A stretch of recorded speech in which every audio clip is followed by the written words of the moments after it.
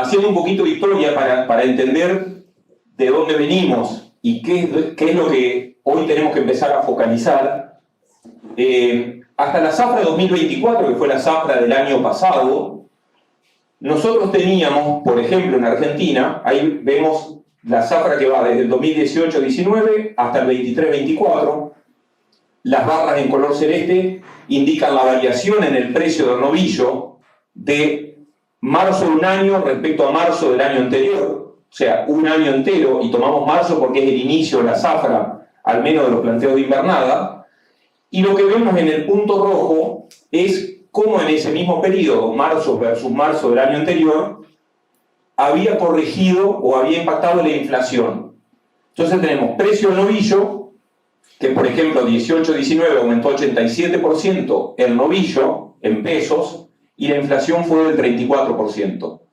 Y así sucesivamente para cada uno de los años, llegando al ejercicio 23-24, donde el novillo aumentó un 296% en pesos, y la inflación fue del 288%.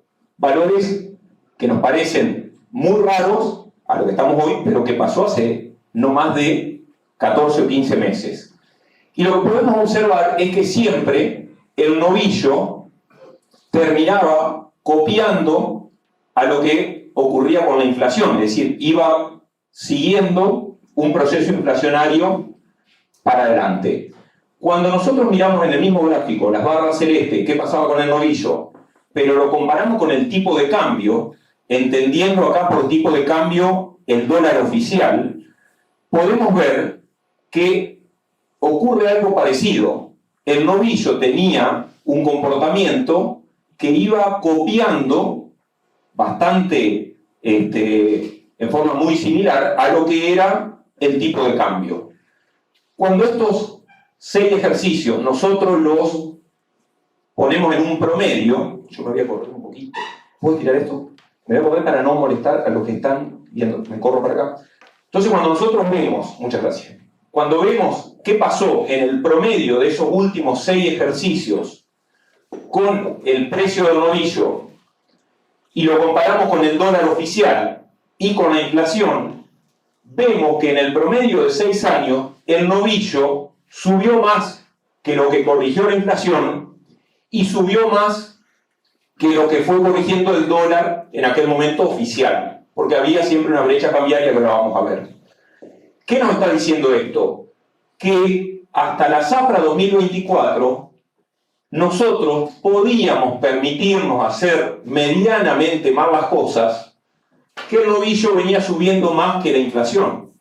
Y sobre todo venía subiendo más que el tipo de cambio, y en ese momento era el dólar oficial. Eso llevó a los planteos ganaderos a tener cierta ineficiencia, y lo que ya estamos cansados de escuchar es que estoqueándonos, comprando más o menos bien y demorando un poco el ciclo, cuando vendíamos por ahí recuperábamos bastante valor. Esa historia se terminó porque hay un nuevo escenario económico que no sabemos si va a ser bueno o malo. Yo no voy a hacer un juicio de valor de eso, lo que sí voy a describir una realidad, y esa realidad me sacó un gráfico, bueno, no importa, no tomo gráfico. Bueno, se los cuento, perdón, sí, capaz cuando no están, no están ahí, pero no, espero que no sea para adelante más. Ahora, si no no está. Bueno, esperemos que sean solo eso, vamos para adelante. ¿Qué es lo que pasó en ese nuevo escenario económico? Volvemos donde estamos, por favor. Ahí está. ¿Qué es lo que pasó? ¿Qué es lo que pasaba? Acá hay un gráfico que se lo cuento, pero que mostraba cómo variaba el tipo de cambio oficial respecto al dólar libre, y por otro lado cómo marcaba esa diferencia que se llamaba brecha cambiaria. Lo que ocurría... ¿Se utilizó? No, era como. Ahí está. Ahora. Ahí está. Bueno. No pasa nada. Se los explico. Lo que ocurría era que teníamos una brecha cambiaria, un tipo de cambio oficial y un tipo de cambio accesible al cual podíamos llegar, que era el dólar contado con liqui o el dólar MEP, y que esa brecha cambiaria era del orden del 100%. Y eso se terminó, acá estaba el punto, que fue el 14 de abril de este año, donde se unifica el tipo de cambio, y a partir de esa unificación del tipo de cambio, y es lo que estamos transitando hoy, tenemos un solo dólar. Tenemos un dólar MEP, tenemos un contado con liqui, tenemos un dólar blue y tenemos un oficial, pero todos valen más o menos lo mismo. Entonces se terminó la brecha cambiaria, y al terminarse la brecha cambiaria, acá hay un gráfico que era el precio del ternero y el precio del novillo para los últimos 3 años, y simplemente lo que les quería mostrar es que hoy estamos en presencia de un ternero y de un novillo que en términos de dólares reales, porque hoy el mismo dólar es el que tenemos, porque ya no hay más brecha cambiaria, está en valores muy altos e históricos. El ternero en orden de $3.10 o $3.20 reales, y el novillo en $2.70 o $2.75 reales. Mientras que en los años anteriores teníamos un dólar que, si bien estaba en 2.40 o 2.50 en dólar oficial, cuando íbamos al dólar real eso significaba $1.40. Entonces, hoy tenemos precios en dólares altos, pero sin brecha cambiaria. Quiere decir que el dólar al cual accedemos es real. Eso por un lado. Por otro lado, tenemos un valor de la hacienda en términos relativos a gran parte de los insumos que podemos llegar a comprar para nuestro proceso, ya sea de recría o de terminación. Acá les voy a mostrar para la actividad cría, por ejemplo, cuántos kilos de ternero necesitamos para comprar cualquiera de estos productos. Y este trabajo de Fermín Torroba lo que hace es tomar el valor actual para abril de este año y compararlo con el promedio de los últimos 10 años. Entonces, ¿qué nos dice este gráfico? Que, por ejemplo, yo necesito hoy 317 kilos de ternero para comprar una vaquillona con garantía de preñez, pero que en los últimos 10 años necesitaba 367 kilos de ternero. Por lo tanto, hoy necesito 14% menos de kilos de ternero para comprar una vaquillona preñada. Eso hace que la vaquillona sea barata en términos históricos. ¿Sí? Es valor de intercambio, es cuánto vale la hacienda para comprar un producto. Lo que nos interesa acá son gran parte de los insumos que nosotros utilizamos en los procesos productivos. En cría, por ejemplo, no usamos maíz posiblemente porque no vamos a suplementar la vaca, pero sí podemos utilizar siembra, pulverizaciones para hacer algunas labores y sembrar pasturas, por ejemplo. En el caso del salario de un peón general, alambrados, postes, que son cosas que utilizamos para mantener la estructura o para renovar alambrados, por ejemplo. Fíjense que gran parte, todo lo que está en verde, queda barato o muy barato en términos relativos a los últimos 10 años. Vale decir que hoy, con muchos menos kilos de ternero, estamos comprando más fertilizante, más maíz, más servicio, más alambre. ¿Sí? Si queremos ir a otro tipo de bienes, hoy necesitamos mucho menos kilos de ternero para comprar una camioneta, para comprar un tractor e incluso para comprar tierra. Hoy es un muy buen momento para aquellas empresas que están posicionadas en Hacienda, si quieren realizar esa hacienda y poder mutar, por ejemplo, a la compra de un bien como puede ser una hectárea de campo. De hecho, está pasando. Entonces, no solo que tenemos precios altos de la hacienda en dólares, sino que tenemos precios relativos de esa hacienda muy buenos. Quiere decir que el poder de compra que tenemos con un kilo de ese ternero es mucho mayor al que teníamos en los últimos 10 años. ¿Qué pasa con el novillo? Para los que hacen invernada, pasa exactamente lo mismo, pero el novillo está más fortalecido. ¿Por qué? Porque históricamente el novillo venía un poco más retrasado. Entonces hoy podemos ver que, por ejemplo, con mucho menos kilos de novillo, compramos maíz. Necesitamos 73 kilos para una tonelada de maíz. Históricamente necesitábamos 95. Para comprar insumos para sembrar pastura o verdeo, estamos necesitando entre un 20 y un 30% menos de kilos de novillo para comprar esos insumos. Y lo mismo ocurre, como les mostraba antes, para camioneta, tierra, etc. O inclusive para comprar inmuebles si queremos comprar un departamento. Esto hace que la hacienda tenga un alto precio en dólares y que su poder de compra respecto a los insumos que usamos para la actividad ganadera hayan quedado licuados o baratos en términos relativos. Si yo les muestro esto y les pongo este gráfico diciendo, bueno, vamos a ver al revés, ¿qué pasa con la agricultura? Entonces, ¿cuántas toneladas de grano necesito para comprar un ternero de 190 kilos? Porque hasta hace 2 años todos los agricultores salían a comprar terneros. Y hoy vemos que, por ejemplo, necesito 3.25 toneladas de maíz para comprar un ternero, cuando históricamente necesitaba 2.61. Quiere decir que hoy necesito un 25% más de kilos de maíz para comprar un ternero, con lo cual me queda muy caro. Lo mismo pasa con la soja y lo mismo pasa con el trigo. La leche va por un camino parecido al de la carne, porque tiene hoy un precio relativo bastante bueno. Y lo mismo pasa para comprar una vaquillona preñada. Sigo necesitando más kilos de grano para comprar un vientre preñado. ¿Por qué hacemos tanto hincapié en esto? Porque siempre hubo transferencia de recursos de la agricultura a la ganadería. Hoy no hay. Hoy la agricultura apenas está intentando sobrevivir, ¿sí? Si es en campo alquilado, todos sabemos lo duro que está. Entonces, antes, mucho excedente agrícola iba a comprar ternero. Y los engordábamos, y hacíamos un corral de bolí, o hacíamos cualquier negocio. Hoy eso no está existiendo. Hoy la agricultura no tiene excedente como para transferir a la ganadería. El ternero le queda caro y no está entrando. Por lo tanto, el escenario que estamos planteando es un escenario que a priori, para la ganadería, es buenísimo. Y de hecho es así, por eso esta sala está llena. Seguramente si hacíamos esta reunión hace 2 años atrás, éramos la mitad del salón. Yo no tengo ninguna duda. Es una gran convocatoria y hay interés. Ahora, tenemos que ser prudentes y cautos, porque que haya buenos precios no es sinónimo de que vayamos a ganar mucha plata. Tenemos que ser muy cautos.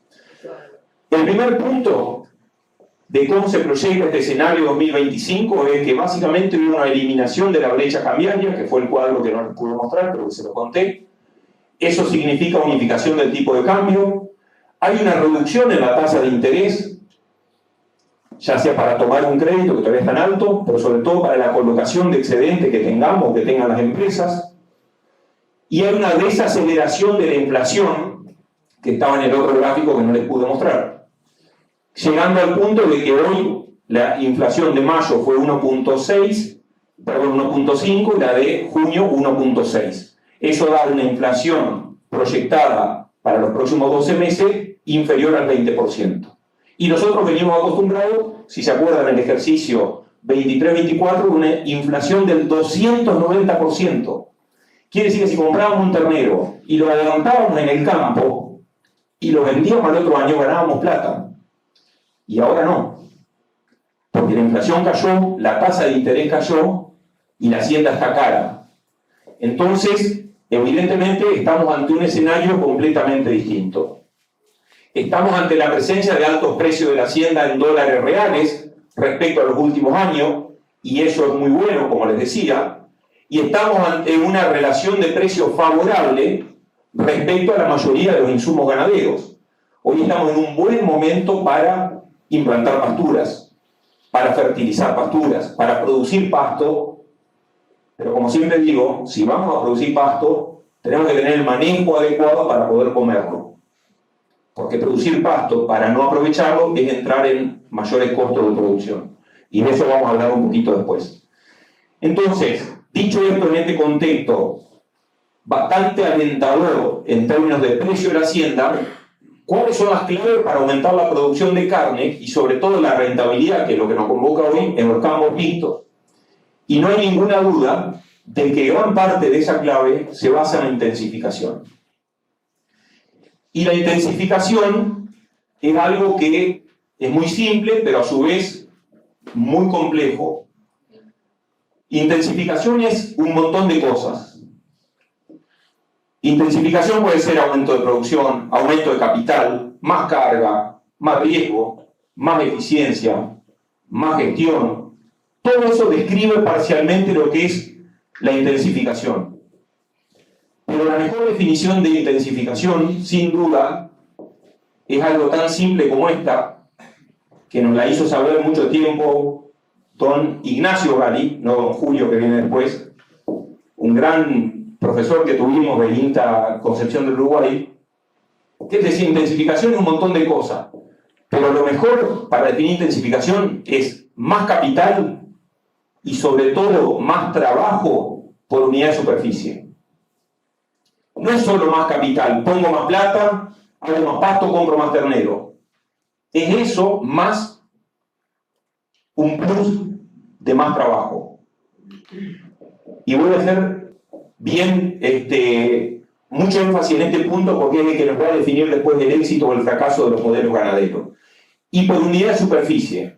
Si nosotros hacemos una aplicación de más capital, ya sea hacienda, producimos más pasto, y más trabajo por unidad de superficie, deberíamos aumentar la producción de carne. Deberíamos reducir el costo del kilo producido, sin ninguna duda. Deberíamos aumentar el resultado económico de nuestra empresa. Y sobre todo deberíamos tener una mayor rentabilidad de negocio. Yo voy a hablar mucho de rentabilidad porque es el tema que nos convoca, al menos en esta charla. Le pido disculpas a algunos o chicos, estudiantes que por ahí los voy a perder o se me van a aburrir. Pero les voy a tratar de explicar bien por qué hago tanto énfasis en esto. Porque hay una creencia o una visión de que ahora la hacienda vale y que todos los ganaderos van a ser millonarios y vamos a ser todos felices. Y no es así. No es así. Se puede ganar plata, pero hay que trabajar mucho, hay que medir, hay que estar encima del proceso productivo. Y una vez que hagamos todo eso, nos vamos a dar cuenta que es tanto el capital de trabajo que tenemos involucrado en la ganadería, que si bien ganamos plata o podemos ganar, la rentabilidad del negocio es muy baja. Porque la rentabilidad es el resultado sobre el capital involucrado en todo ese proceso. Y de afuera, como todos los negocios, parece que esto es, hay precios altos y todo el mundo va a ganar y se va a llenar de plata. Y no es tan así. Podemos llevar adelante planteos bien eficientes, pero de ahí a ganar mucha plata o tener planteos muy rentables es otro punto. Entonces, hablamos de campos mixtos. Los campos mixtos son agrícolas ganaderos. Un campo mixto es aquel campo que nos permite producir mucha comida para diferentes modelos ganaderos. ¿Sí? Podemos hacer maíz para grano, para silo, que lo podemos o no volcar después a la terminación. Podemos hacer pasturas, podemos hacer maíces híbrido en campos con limitante hídrica. Estos son suelos clase 6, donde metemos un maíz híbrido y le boleamos con una alpina algún verdeo de cobertura.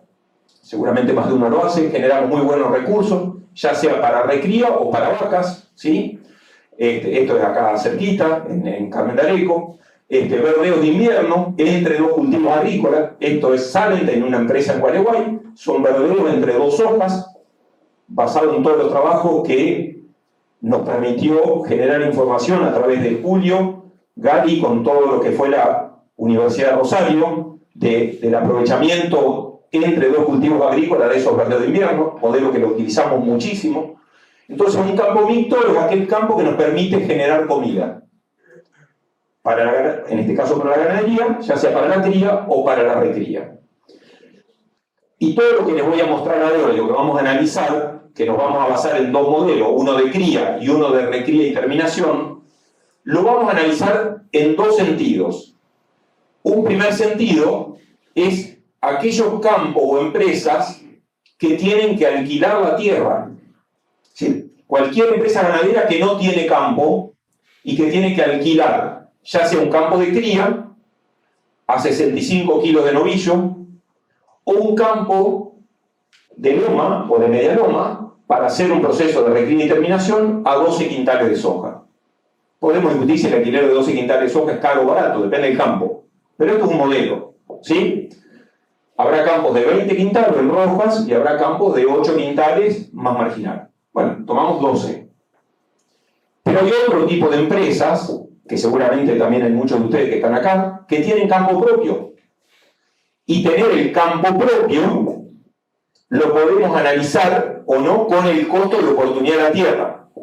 Yo puedo tener el campo propio y decir, bueno, perfecto, yo lo tengo propio, pero quisiera obtener un resultado de alquiler, que es el costo de oportunidad de la tierra, para ver si mi actividad paga por lo menos un alquiler que me pagaría un vecino. O puedo no ponerle ese costo de oportunidad de la tierra, y cuando no le pongo el costo de oportunidad de la tierra, en campo propio lo que valorizo el campo es al valor de la tierra. $3.000 para un campo de cría, $7.500 para un campo de recría y terminación. Puede ser un campo agrícola o mixto. ¿Por qué hago esta aclaración? Porque nosotros vamos a hablar de rentabilidad. Y la rentabilidad no es otra cosa que el resultado económico, que se llama resultado operativo, que es lo que nos queda después de pagar todos los costos directos y de pagar los gastos de estructura, lo que nos quedó en el bolsillo, dividido el capital que hay en juego. Si lo hacemos en campo alquilado, el capital que hay en juego se llama capital de trabajo. Y ese capital de trabajo incluye costos directos y costos de alquiler de la tierra.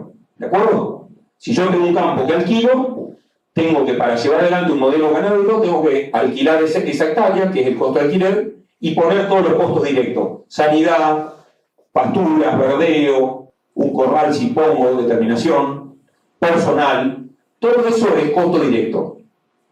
Y el capital, el costo de alquiler de la tierra, todo eso forma lo que se llama capital de trabajo. La rentabilidad para estas empresas que alquilan es el resultado operativo sobre capital de trabajo. ¿De acuerdo? ¿Cómo es la rentabilidad para las empresas que tienen campo propio? Porque son dueñas del campo.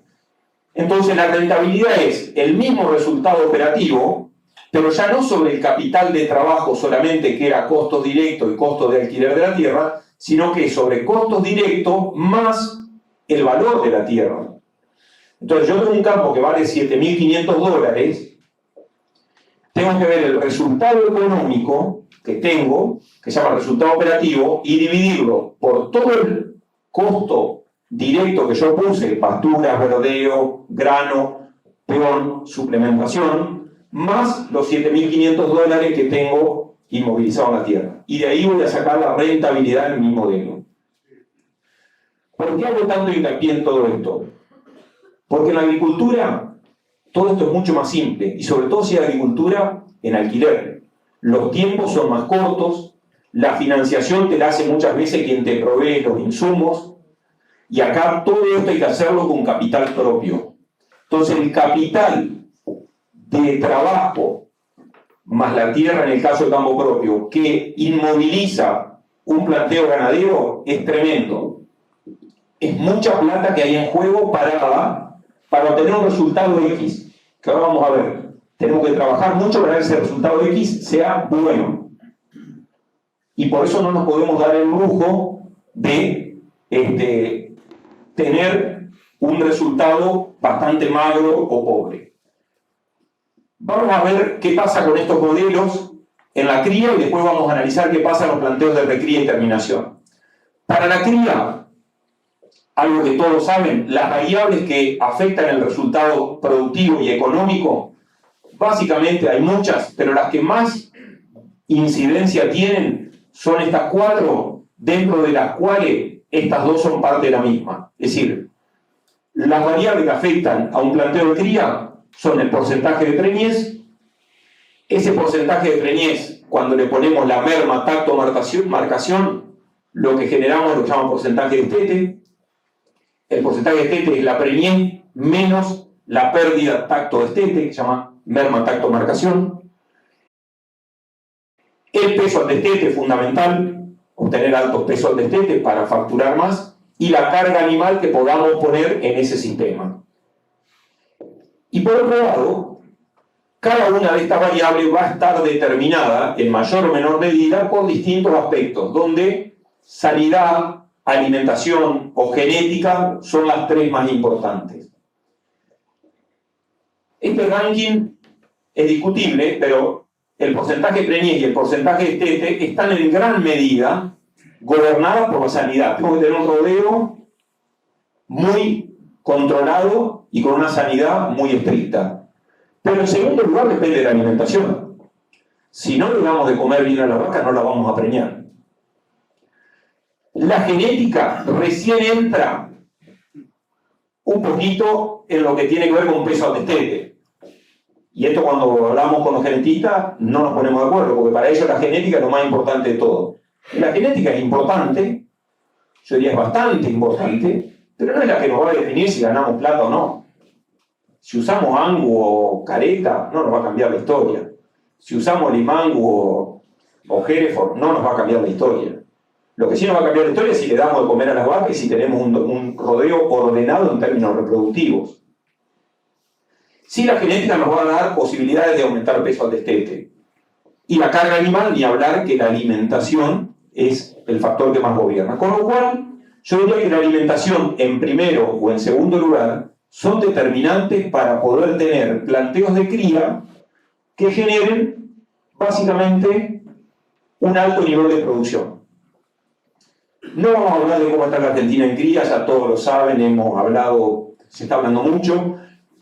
Simplemente decir que la cría desde el año 1947 hasta hoy, de cada 100 vacas que hay en Argentina, detectamos 62 terneros.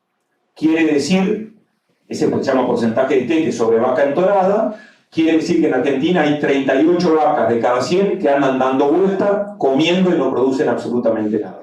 Y eso no es de hoy, es del año 1947. Y tiene en parte que ver con lo que hablé antes. Como antes el negocio era tener la hacienda, porque teniéndola capaz que el año que viene valía el doble, en pesos, la gente la tenía y se aferraba. Hoy tener la hacienda significa hacerla producir.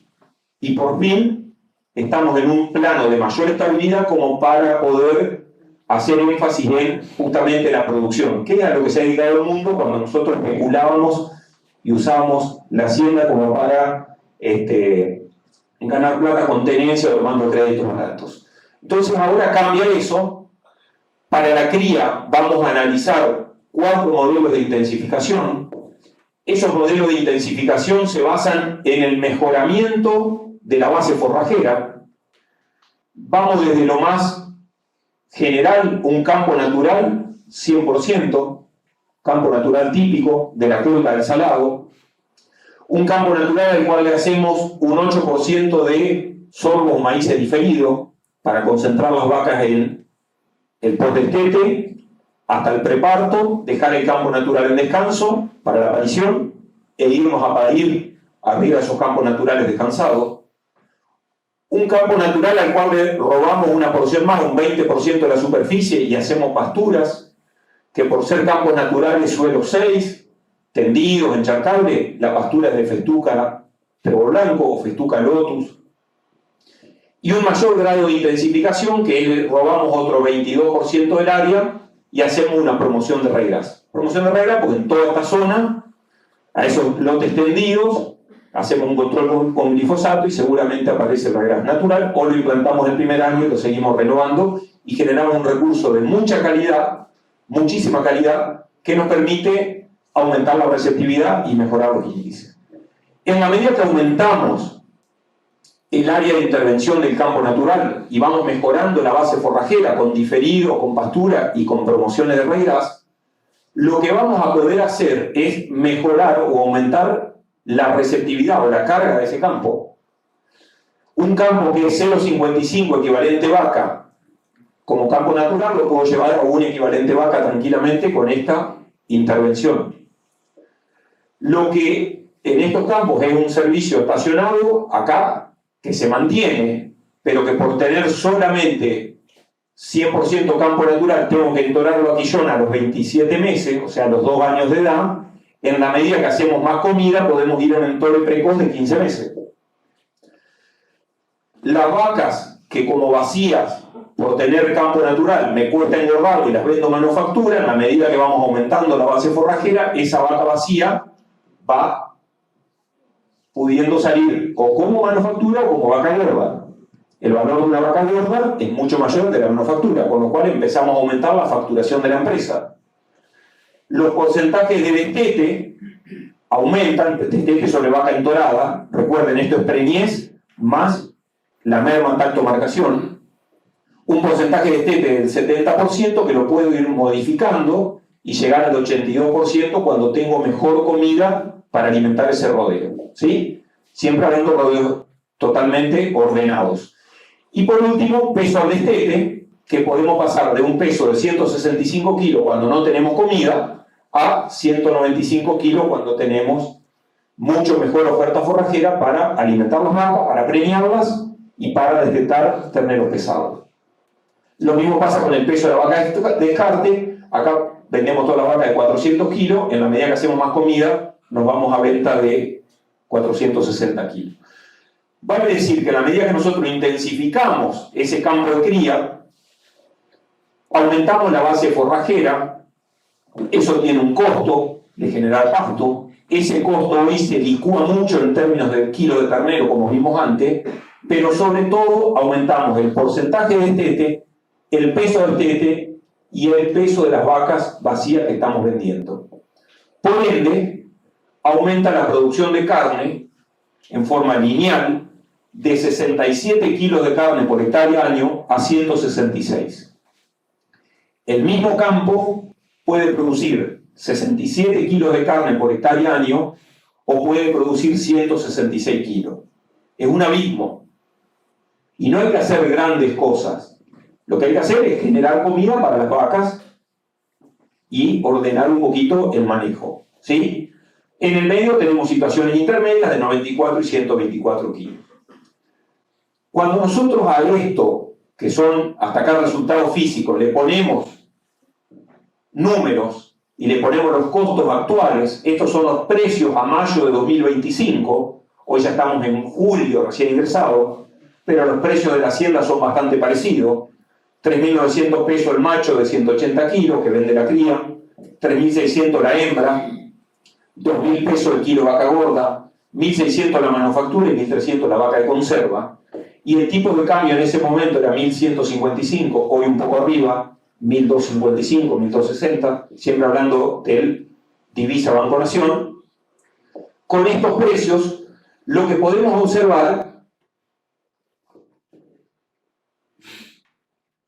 estos precios de la hacienda, que son precios al mes de mayo, pero que son los mismos que tenemos hoy, y siempre lo hacemos abril-mayo porque es el inicio de la zafra, que es cuando se toman las decisiones, ya sea para los planteos de cría o de recría de terminación, como vamos a ver después, tenemos estos valores. Vamos con la próxima, por favor. Cuando nosotros vemos cuál es el resultado expresado en margen bruto, y margen bruto es el ingreso neto que obtiene ese campo de cría, ingreso neto es las ventas menos los gastos comerciales. Ese ingreso neto, cuando le restamos los costos directos, sanidad, pasturas, verdeo, rollo, suplementación, personal, cuando le restamos todo eso que es costo directo, obtenemos lo que se llama margen bruto. Ese margen bruto puede ser en campo alquilado cuando pagamos 65 kilos de novillo.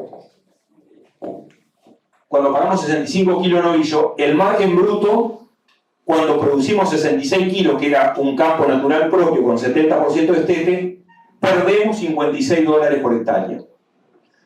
Cuando mejoramos un poquito la receptividad y nos vamos a 0,7 y 75% de destete, perdemos $21 por hectárea. Y recién empezamos a tener un margen bruto positivo en campo alquilado cuando tenemos 0,8 de carga y 80% de destete sobre vaca entorada, es decir, un planteo bastante eficiente. $21 por hectárea. Cuando nos vamos a un planteo mucho más intensificado, como hablamos hoy, un equivalente vaca y 82% de destete sobre vaca entorada, $110 por hectárea. Quiere decir que si nosotros estamos trabajando con cría en campo alquilado y no hacemos muy bien las cosas, es muy probable que perdamos plata, a pesar de que el ternero vale 4.000 pesos. ¿Por qué? Porque estamos pagando 65 kilos de novillo, que también vale 3.000 pesos. Entonces, si bien aumentó el precio del ternero, aumentó el valor de alquiler de la tierra. Si nos venimos a la derecha y vemos el escenario B, que es un campo propio que no incluye el costo de oportunidad de la tierra, porque tengo el campo, soy ganadero, tengo la tierra y me vengo a producir en ese campo, los márgenes brutos son siempre positivos y van de $104 a $271. ¿Cuál es la diferencia entre 104 y 56? El costo de alquiler. ¿Cuál es la diferencia entre 271 y 110? El costo de alquiler que está pagando este campo, que este no lo paga, porque es propio. Pero cuando veamos después la rentabilidad de este modelo, tengo un lastre de $3.000 que vale la hectárea, que la estoy inmovilizando, que es un capital parado y que tengo que sacarle una renta. Entonces, el margen bruto mejora en la medida que nosotros aumentamos la intensificación de ese planteo. Aumento de carga y mejores índices reproductivos. Una más. El resultado operativo es ese margen bruto que veíamos antes, menos lo que se llama gastos de estructura. ¿Qué son los gastos de estructura? El contador, el asesor, algún administrador si tiene el campo o la empresa, la movilidad, la camioneta, ¿sí? Los gastos de oficina, todo eso es gasto de estructura. Cuando al margen bruto le sacamos el gasto de estructura, o también llamado costos indirectos, lo que nos queda es el resultado operativo, que es la plata de bolsillo, antes de pagar impuestos. Y fíjense que si nosotros alquilamos campo, aún haciendo las cosas muy bien en cría, perdemos plata. Hoy la cría en campo alquilado, como históricamente lo fue, es muy difícil de poder pagar o sostener un alquiler agrícola a 65 kilos de novillo. Y si ustedes van desde acá hasta Ayacucho y desde Las Flores hasta Olavarría, cualquier campo le van a pedir 70 kilos de novillo, campo ganadero. ¿Y cómo puede ser si yo en la mayoría de los modelos pierdo plata? Hay dos alternativas. O no hago los números y ni me entero que estoy perdiendo plata y lo estaba subsidiando la agricultura, que es lo que pasó hasta ahora, o sé que estoy perdiendo o manteniendo y no puedo vender la vaca porque tengo que pagar un 35% de ganancia cuando vendo la vaca que está valuada a 500 pesos y hoy vale 1 millón. ¿Se entiende? Entonces, directamente el 35% de ese millón que vendo, como la tengo evaluada en los papeles, que es el problema de la cría, cuando la vendo tengo que pagar impuestos a la ganancia. Por eso mucha gente sigue manteniendo la vaca a pesar de que gana cero, o que pierde $10, $20. Pero que el precio del ternero valga 4.000 pesos no es sinónimo de que nos vamos a llenar de plata. Vamos a tener un resultado positivo en campo alquilado si hacemos muy bien las cosas. En los campos de propio, como siempre decimos, es imposible perder plata porque no le estoy poniendo el costo de oportunidad de la tierra. Pero yo a este mismo campo que es propio se lo podría alquilar al vecino para no dejar de ganar y en todo caso voy a obtener una renta por ese campo. ¿De acuerdo? Pero este es el resultado operativo. Una más. Cuando hablamos del capital involucrado en estos planteos, aquel empresario que tenga un campo alquilado, el capital de trabajo es como dijimos, son los costos directos más el alquiler de la tierra. Son relativamente bajos, de 760 a 1.340 dólares por hectárea. Eso es lo que está involucrado. Es la hacienda, más el pasto que tengo que hacer, más el personal, más la sanidad. Costo que se llama capital de trabajo. Pero si tengo un campo propio, el capital de trabajo es el mismo que tenía acá, sin el alquiler de la tierra, más los $3.000 de el suelo que estoy inmovilizando. Por lo tanto, una más, cuando nosotros vemos la rentabilidad de la cría, nos vamos a encontrar de que, por supuesto que es negativa porque el resultado operativo era negativo. ¿Qué es rentabilidad? Resultado operativo dividido capital de trabajo, o resultado operativo dividido capital total.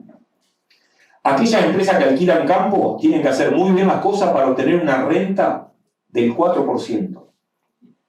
4% anual en dólares. Y acá viene el primer mensaje.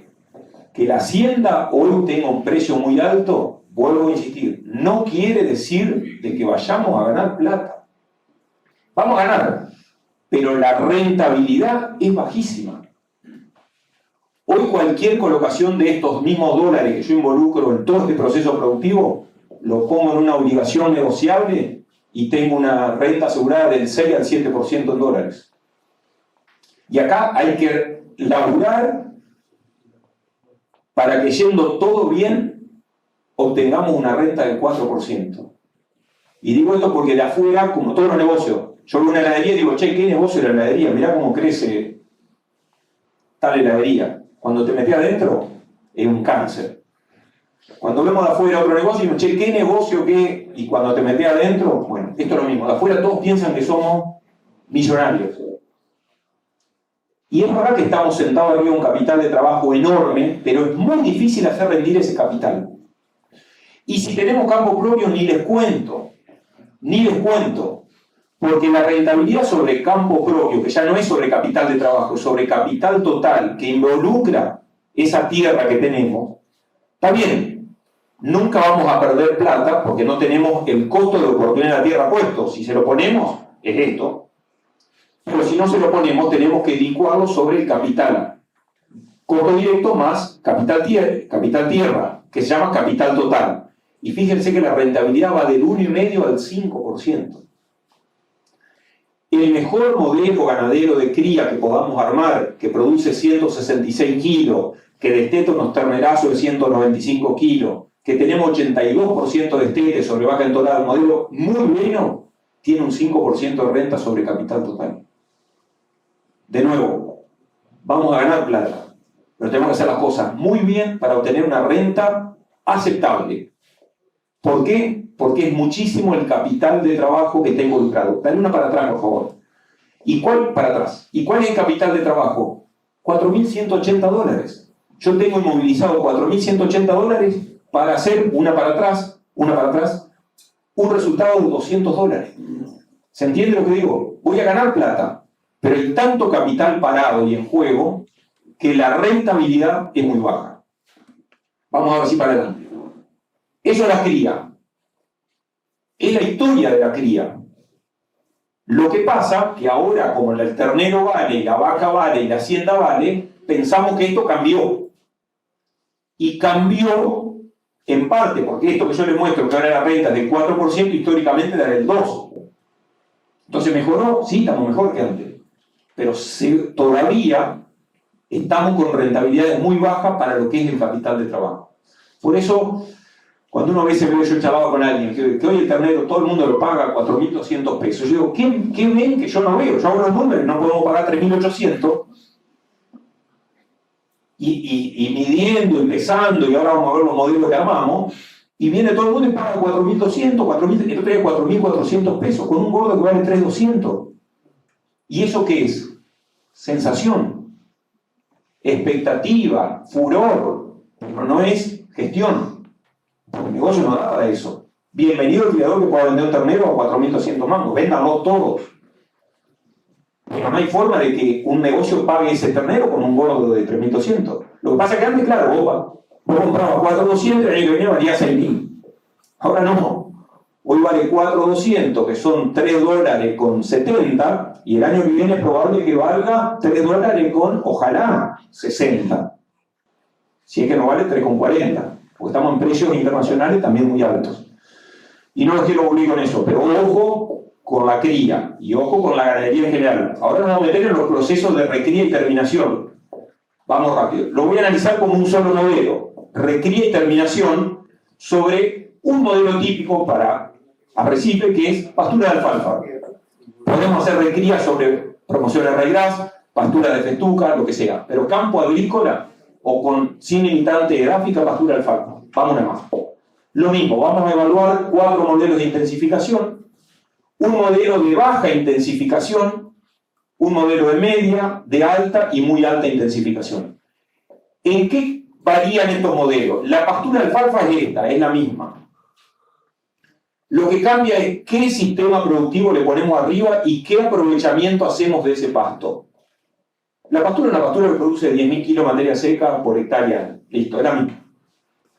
Yo puedo trabajar con una carga baja de 2.5 cabezas por hectárea y cosechar el 50% del pasto producido, o puedo aumentar la carga con otros componentes. Por ejemplo, esto es pastura solo, la recría se hace toda a pasto y a los 350 kilos ese novillo entra a un corral de engorde.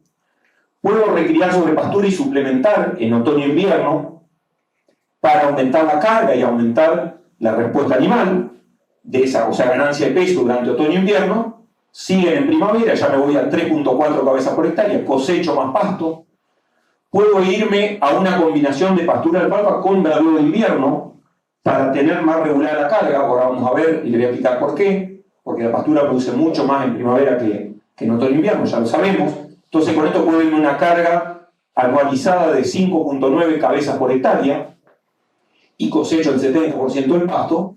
O puedo ir a un esquema de alta intensificación que no tengo el verdeo de invierno y lo reemplazo por un corral de recría. Es decir, compramos los terneros ahora, van a un corral de recría, los que no entran a pasto, y en septiembre, octubre, cuando empieza a producir la pastura, todo sale a la pastura en primavera-verano y después se termina todo en un corral de engorde. Pero ahí podemos tener 7.3 cabezas por hectárea, que no están todo el año, pero que sí están una parte todo el año y otra parte solo en primavera, como les voy a mostrar ahora. ¿Pero qué me permite esto? Cosechar más pasto. La pastura es la misma. Lo que cambia es la carga y la eficiencia del pastoreo, cuánto pasto le saco a esa misma hectárea de alfalfa. Vamos una más. Esta es una típica curva de producción de forraje de esta zona. Esto es tasa de crecimiento de una pastura de festuca alfalfa típica de norte de Buenos Aires, ¿sí? ¿Qué pasa con esta pastura? Producen bien en otoño, entre 30 y 35 kilos de materia seca por hectárea a día, se caen en invierno, por la festuca sigue produciendo alrededor de 20 kilos, si fuera alfalfa pura posiblemente produzca menos, y produce muy bien 90, 100 kilos de materia seca por hectárea a día en primavera. ¿De acuerdo? Para tener una idea de número, porque estos son kilos de materia seca por hectárea y por día. Un novillo come entre 9 y 10 kilos de materia seca, haciendo una cuenta muy redonda, come menos. Pongamos 9 kilos o 10 para simplificar. Esto quiere decir que, otra más, que el modelo 1 de 2.5 cabezas por hectárea a mí me permite cosechar bien el pasto de otoño, muy bien el de invierno, una más, pero en primavera no hay forma de agarrar esa pastura. Y como siempre decimos, a nadie se le ocurriría, al menos yo le recomendaría, ir a comprar un ternero en noviembre, porque ya sabemos lo que pasa, vale 15% más que lo que vale hoy.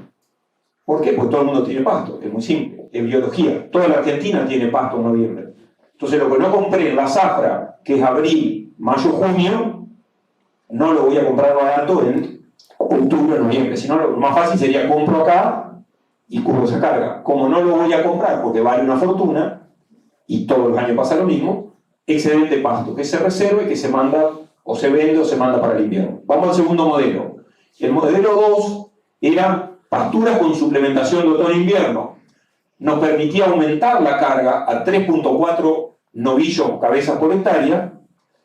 Puedo comer bien, compramos entre mayo, abril y mayo, puedo comer bien el pasto de otoño, tengo un déficit de lo que produce el pasto a lo que me necesito en invierno, que se cubre con la suplementación energética. Normalmente son suplementaciones alrededor del 1% del peso vivo, con grano de maíz partido, abajo un eléctrico, muy simple, y en primavera, una más, con 3 cabezas y media, los 90 kilos de materia seca por hectárea de día, no los puedo agarrar nunca. Excedente, rollo, costo operativo, distribución, gasoil, toda la historia que conocemos.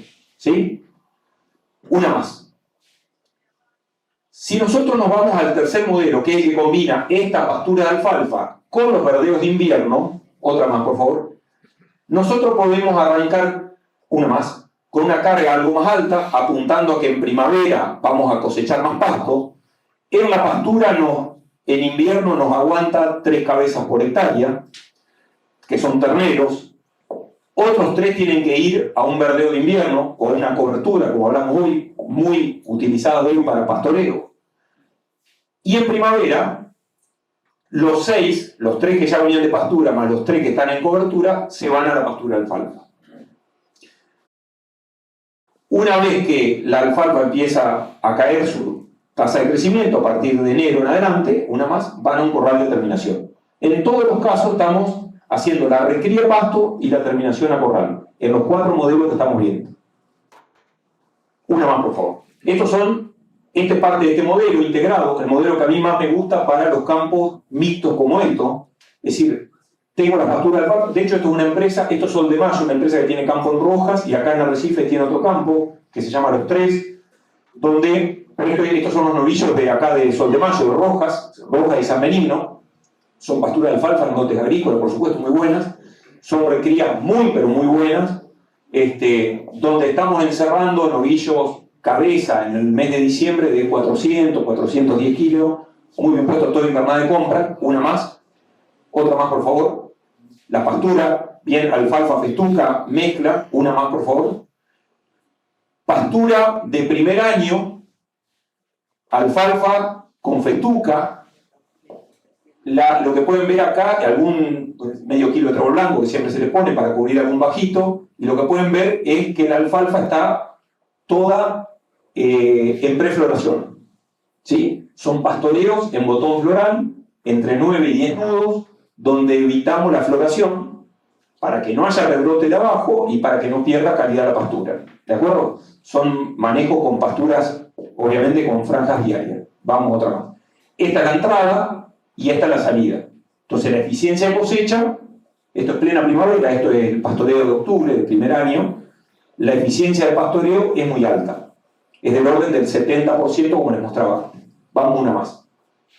Y el último modelo, que es el modelo 4, que es aquel modelo que integra la pastura, pero con un corral de recría, vamos otra más, nos permite tener 3 cabezas por hectárea en la pastura en invierno, vamos con otra, pero yo ya tengo que tener en el mes de junio, este mes, comprado los terneros que en primavera quiero largar a cosechar ese pico de producción de pastura. Por ende tenemos 3 cabezas por hectárea en invierno, que ganan 500 gramos por día, más otras 4,3 cabezas por cada hectárea de pastura que tenemos disponible en el campo, para que en primavera, en el mes de septiembre-octubre, toda esa hacienda, que son 7,3 cabezas, vayan a alfalfa a comer esto que estamos viendo acá, que después les voy a mostrar, que es botón floral, para ganar 800, 900 gramos por día. ¿De acuerdo?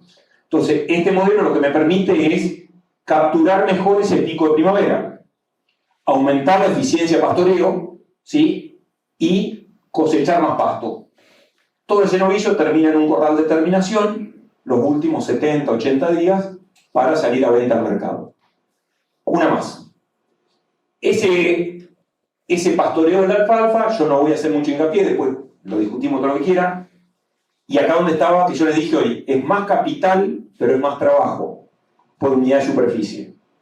Porque yo no puedo tener una alfalfa en un suelo agrícola para ir a comer 100% de flor. Puedo, lo que no voy a producir es carne. Entonces deberíamos apuntar a comer alfalfa en el momento óptimo. El momento óptimo es prefloración, inicio de flor, a más tardar. Y bueno, esto es un poco lo que se ve acá. Son tropas donde se maneja toda la alfalfa sin flor, ¿sí? Esto es pleno mes de noviembre. Vamos con una más.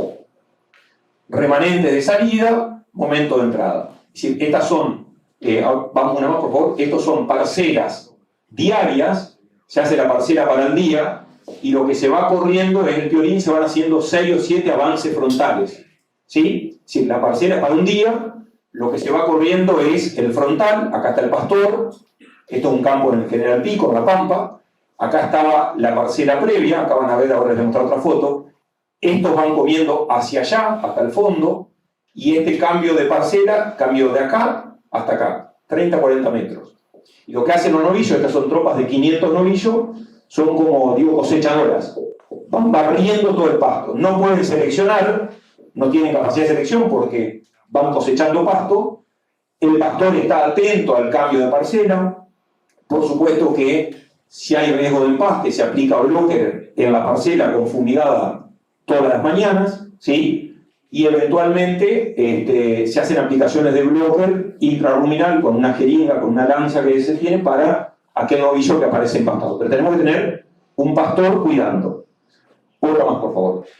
Esa parcela, esta foto es la misma que la anterior, corrida, para que vean, este es el remanente, no se pela del todo, porque ese animal tiene que volver acá para tomar agua, para ir al callejón. Entonces se va comiendo y a lo largo del día después se termina comiendo esta parcela. Vamos otra más. Ese cosechar pasto de calidad nos permite obtener alta ganancia de peso. 800 gramos como modelo, 1 kilo muy común en todo este tipo de pasturas y de manejo. ¿Qué pasa con estos modelos, estos 4 que describimos recién en términos económicos? Básicamente los mismos precios mayo. Un ternero que vale 3.900 pesos contra un gordo que vale 3.100, y hoy esto vale 4.100 o 4.200 y esto sigue valiendo 3.150. Entonces yo le voy a mostrar estos números, que es donde comprábamos hasta hace 10 días, que es cuando armamos esta charla. El maíz 205.000 pesos, el tipo de cambio 1.155, la semana pasada esto disparó un poquito para arriba, pero no va a cambiar la tendencia de los modelos. Vamos una más, por favor. ¿Qué pasa con la producción de carne por hectárea en esa pastura? La pastura es la misma. Si trabajamos con 2 cabezas y media, producimos 423 kilos de carne por hectárea y por año. Esto es producción de carne solo a pasto. Después están los kilos hechos en el corral de terminación. Y en la medida que intensificamos y comemos mejor el pasto porque aumentamos la carga, nos vamos a 875 kilos de carne por hectárea y por año. ¿Sí? Acá les quiero hacer una aclaración, que es importante porque la hablamos. Esta zona sufrió 2 secas muy bravas, hace 2 y 3 años, ¿de acuerdo? En esta zona, y estos campos acá, Rojas, Pergamino, hubo lotes agrícolas, hubo maíces, que son tradicionales de 100 quintales, de 10.000 kilos, que los pastoreaban, porque no daban ni para cosechar. Hubo trigos que se helaron y que los enrollamos. Y hubo sojas que directamente se abandonaron. Esos mismos 2 años, estos campos, Sol de Mayo, acá Recifes, no bajaron de 850 kilos de carne por hectárea y por año. Los años buenos están en 1.000, 1.100. ¿Por qué no bajaron? Porque la alfalfa estaba prendida en la napa.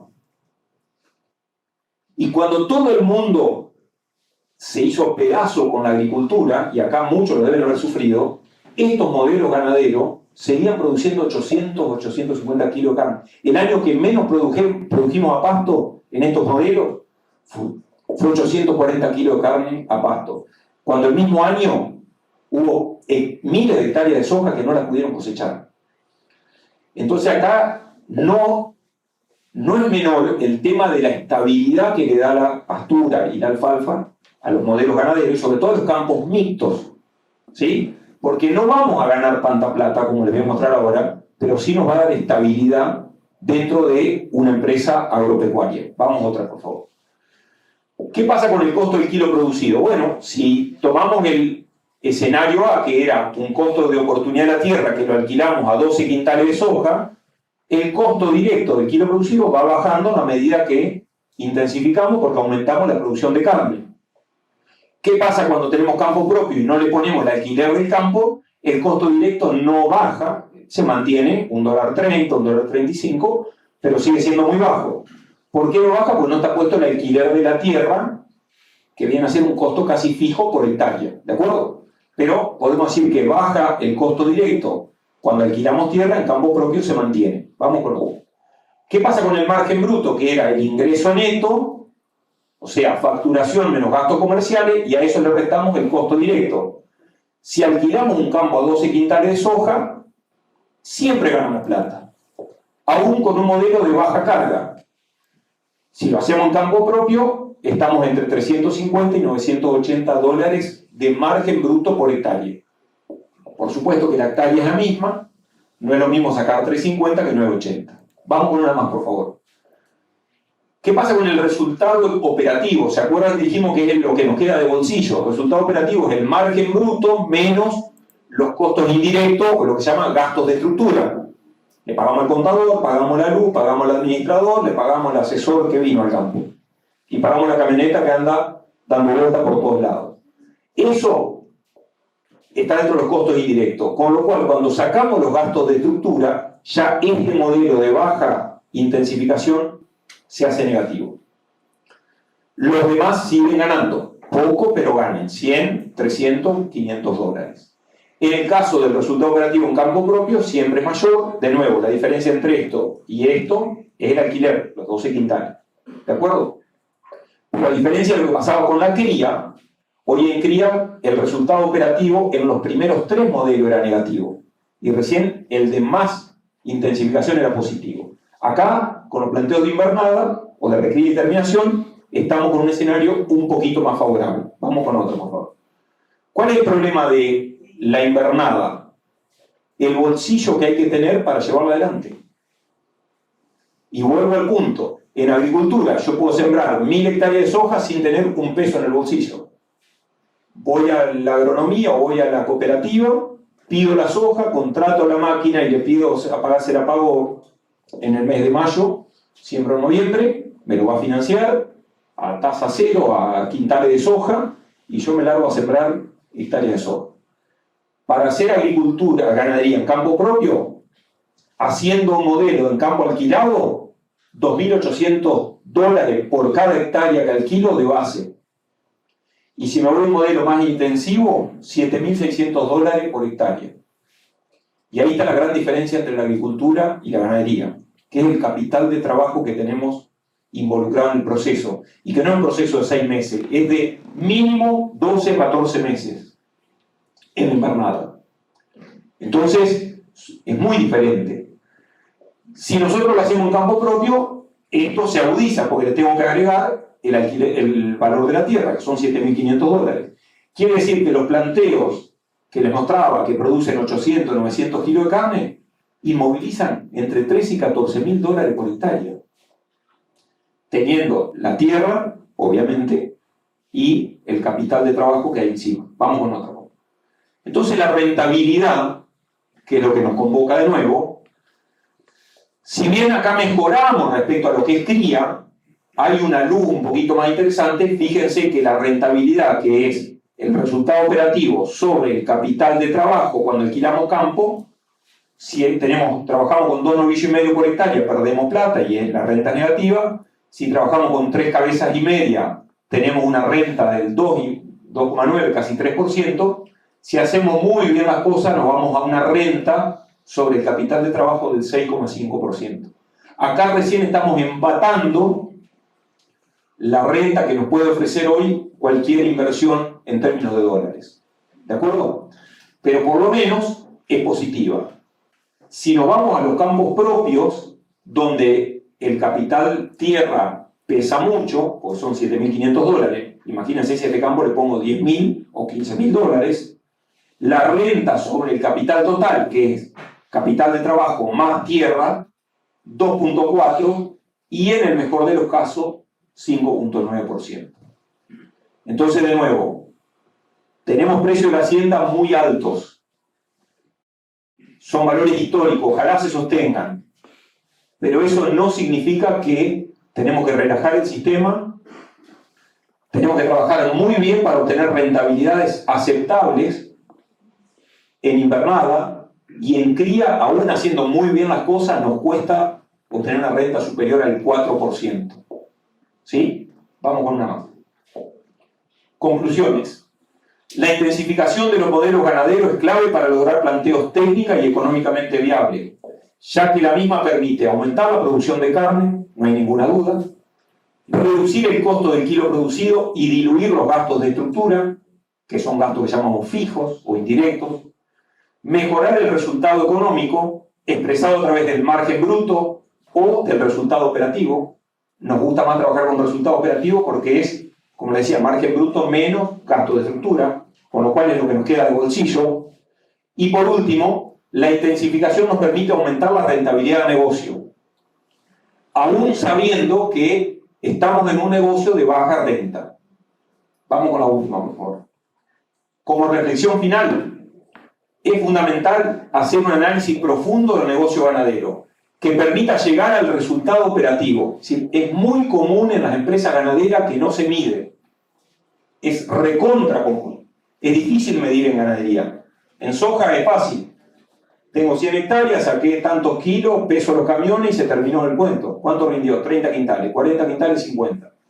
¿Cuánto produje de carne en un modelo ganadero? Stock inicial, más compra, menos venta, stock final, en el medio pasó de todo.